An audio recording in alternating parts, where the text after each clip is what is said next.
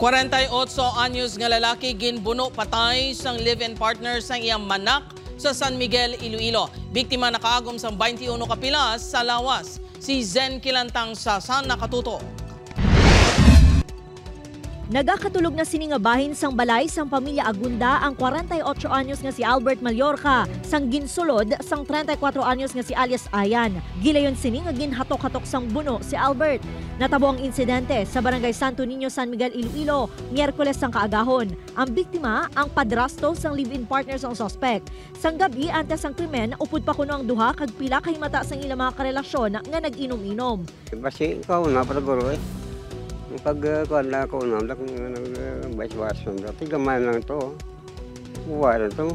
Suno kay Manang Annabel nga live-in partner sang biktima. Ginpukaw siya sang suspect nga dalo ng bata sa live-in partner sini. Anambal ka dalo ng bata sa nga balay. Ti pagka guwa ko, abi ko gasunod na sa likod ko, blik doon, kuway gali. Gisudlan na to ba na kung magkakaturong kaguludhan, kagabirahan sa saksak. Base sa investigasyon sang kapulisan, nakaagom si Albert sang 21 kapilas sang pagkabuno sa nagkalain-lain nga bahin sang iya lawas. Gindala pa ini sa ospital apang gindeklarar nga dead on arrival. Sunod sa live-in partner sang suspect, masami nga ginakontra sang padrasto ang suspect nga tumandok sang Bicol. Pagpuli na mo di dati halin sa Maynila, daw kontra gusto na nadana ko niya stepfather, bala hindi niya gusto akong live-in.